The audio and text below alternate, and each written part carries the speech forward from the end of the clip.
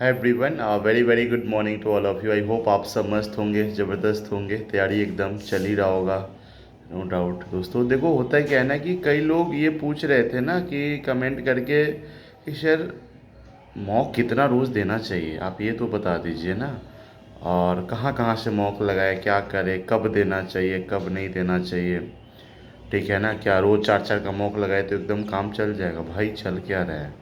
और ख़ास यही जो जो लोग बोलते हैं ना कि चार चार मॉक लगा दे एक दिन में क्या अरबी का, इनको बोलो ना एक बार कि मेंस का मॉक लगाने के लिए, तो फिर पूरा इनका हलवा टाइट हो जाएगा एकदम। सप्ताह में को वो ढंग से लगा देंगे वो भी काफ़ी हो जाएगा।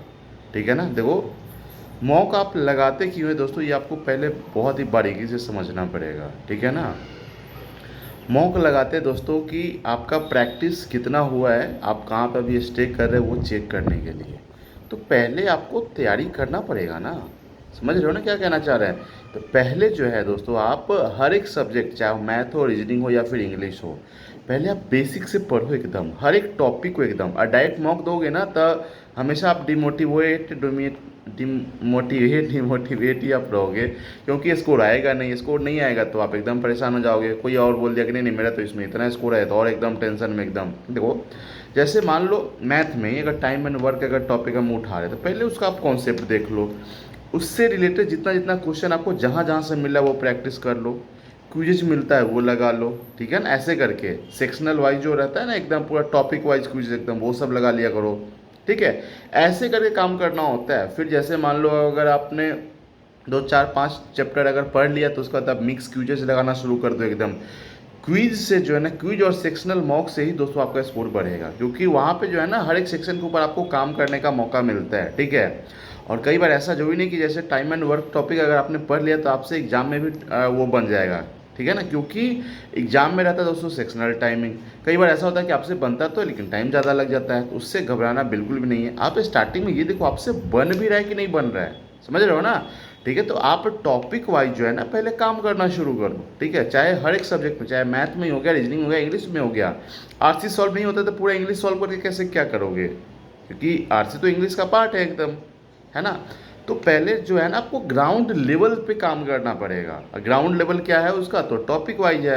तो जितना ज़्यादा से ज़्यादा हो सकता है पहले आप टॉपिक वाइज कॉन्सेप्ट देखो, फिर उसका प्रैक्टिस करो, जहाँ जहाँ से मिल रहा है वहाँ वहाँ से करो। डायरेक्ट मॉक आपको नहीं देना है।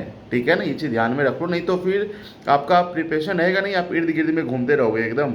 ठीक है ना, जो नंबर आ रहा है बस उसी इर्द गिर्द में घूमते रहोगे। एक बार क्या होता है, जैसे मान लो 80-90% अगर आपका सिलेबस कंप्लीट हो गया है, तब भी दोस्तों आपको ज़्यादा मॉक नहीं लगाना है ना। तब भी आप सप्ताह में 2 मॉक लगा सकते हो, काफ़ी एकदम। फिर उसके बाद क्या करना, कई लोग तो बोलते डेली का चार चार लगाओ। भाई नहीं, आपको स्कोर बढ़ाना है, समझ रहे हो ना एकदम। स्कोर बढ़ाना है दोस्तों, एक मॉक लगाओ जब पूरा एकदम आपका लगेगा कि नहीं नहीं अब तो मेरा तैयारी हो गया, अब तो मॉक लगा के रहेंगे, बिना मॉक लगाए तो हमको लग भी नहीं करता कि मेरा तैयारी हो रहा है। ठीक है ना, जब आपको ऐसा फील आना शुरू हो जाए ना, तब भी आपको मॉक एक लगाना है, फिर उसका उसका सॉल्यूशन अच्छे से करना है एकदम। आपको उसको जैसे मान लो 1 घंटा का मॉक है, मतलब 45 मिनट का दोस्तों, तो आपको उसमें 1.5 घंटा उसके ऊपर देना ही देना है एनालाइज करने के लिए कि आपसे क्या बना है क्या नहीं बना है, कौन सा क्वेश्चन कितना टाइम में, यही तो एनालाइज करोगे ना। हो सकता है कि आप क्वेश्चन भले बना लिए हो लेकिन जो बनाना था 1 मिनट उसमें आप 2 मिनट 2.5 मिनट दे दिए हो, ये भी तो हो सकता है ना।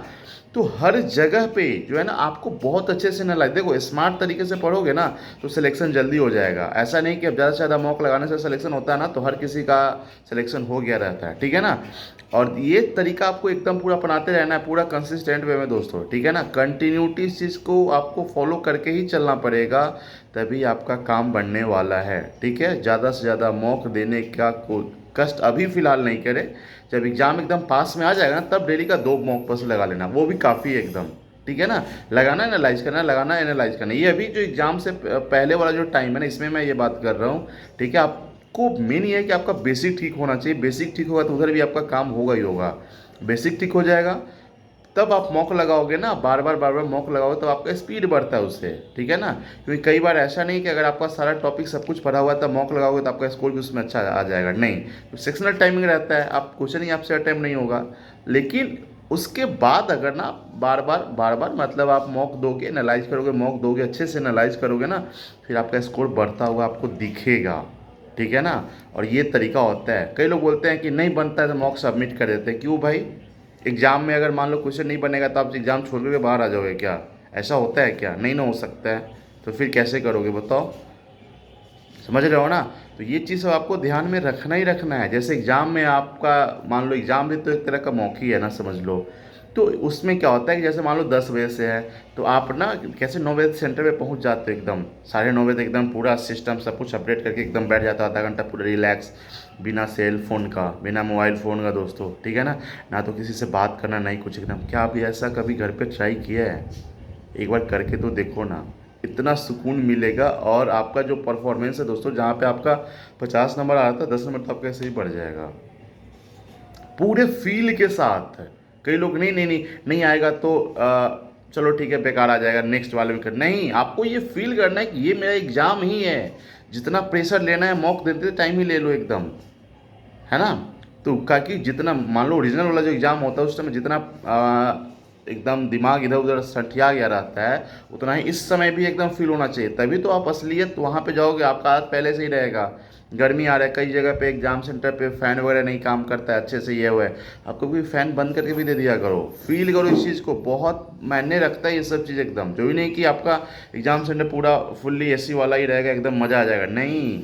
हो सकता है पंखा एकदम डोलते रहे एकदम, हो सकता है एकदम पूरा पसीना छूट जाए, हो सकता है आपके मन लायक सिस्टम ना रहे, हो सकता है आपके मन लायक कुर्सी ना रहे, ये सब भी होता है, ठीक है ना। तो सब कुछ मैटर करता है दोस्तों। बाय द वे, आप कितना मॉक लगा रहे हो, क्या कर रहे हो, नहीं कर रहे हो, कमेंट में जरूर बताना। और हाँ, चैनल पे पहली बार तो सब्सक्राइब भी करना आपको नहीं भूलना है, ताकि और ज़्यादा नोटिफिकेशन वगैरह आपको हर एक टाइम टू टाइम एकदम मिलता है। रीजनिंग पढ़ाता भी हो, आप लोग जुड़ सकते हैं क्लास में एकदम। और डेली टारगेट भी प्रोवाइड करता हूँ, उसको भी पूरा किया करो कुछ भी करके, तभी सिलेक्शन शुरू हो जाएगा। बाय बाय, टेक केयर, अपना ख्याल रखना।